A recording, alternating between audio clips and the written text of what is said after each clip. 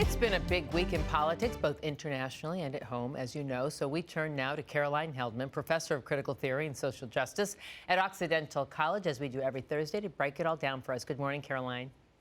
Good morning, Giselle. Happy Thursday. Happy Thursday, but not for too many people. Stock market free falling, Dow tumbling in its worst trading day since mid-2020, Target losing 52% of its profits, and Biden's poll numbers in the toilet. 40% approval rating, with 65% of the people in America expressing concern, 1 in 5 saying they're scared. How bad for the Democrats? This is very politically bad for the Democrats. In a typical midterm election, it is seen as a referendum on the president. And if their approval ratings are below 50%, the swing in the House of Representatives tends to be an average of 43 seats. For some context here, the Democrats currently have a 4-seat advantage. So even with a moderate swing, they are likely to lose the House of Representatives. The Senate is a little more complicated, but as you know, Biden's approval ratings are very low. Global pandemic, the economy being the biggest driving force here. The only silver lining for Democrats is that the leaked Supreme Court decision is firing them up. We see in a new Marist poll, about 2/3 of Democrats say it will make them more likely to go and vote this November. Right. And the primaries this past week were pretty telling.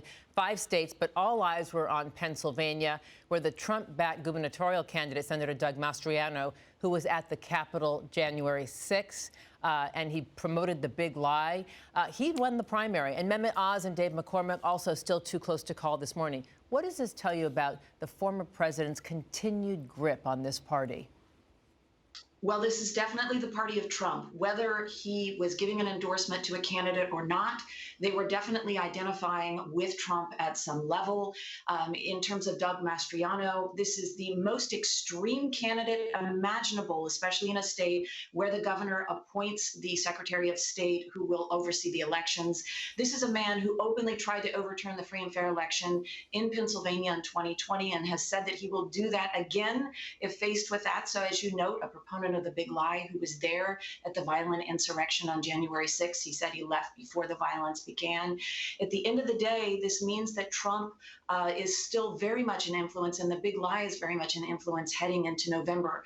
The question is whether or not a purple state like Pennsylvania will choose such an extreme candidate, especially one who stands in the way of democracy so blatantly. We shall see.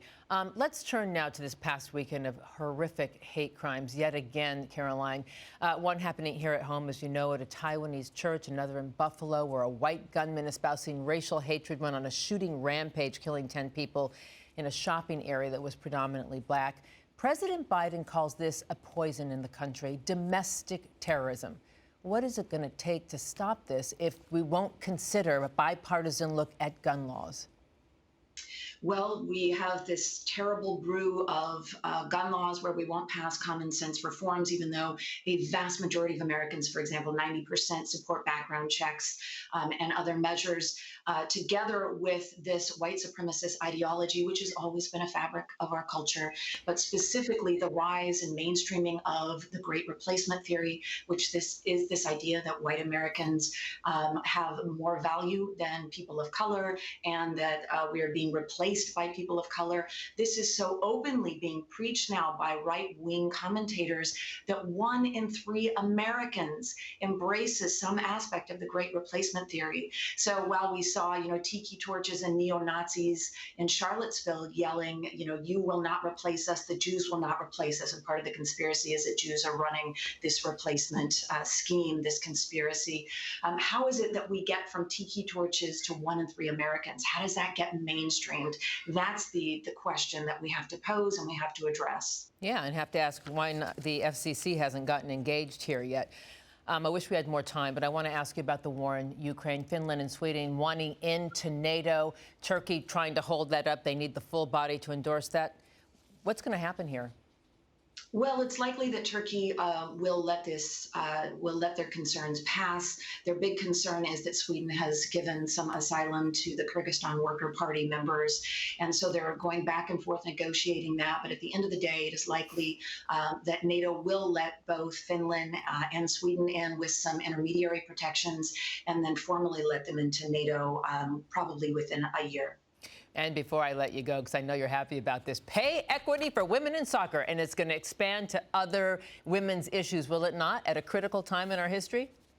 It will indeed. It's a long, it's a long time coming that women be paid the same amount for the same work. And we're seeing this, a very symbolic, important victory that will hopefully trickle down into other occupations as well. See, we ended on a good note. Yes, Giselle. Thank you. Listen, in these days, I welcome that, right? Caroline Heldman, professor of critical theory and social justice, with us every Thursday. Thank you so much for joining us. Thank you, Giselle. Wonderful to see you. Wonderful to see you. Have a good weekend. And gas prices, my friends, unfortunately, they continue to rise here in Southern California. Here's what you can expect to pay at the pump. As much as $6.40 in Los Angeles County, Riverside County, $6.32. Let me tell you, it's painful. Painful. But this is the world we live, as Molly likes to say. This is what it is, what it is, what it is. Drive safe out there. Make it a good Thursday, Friday's Eve. We'll be right back.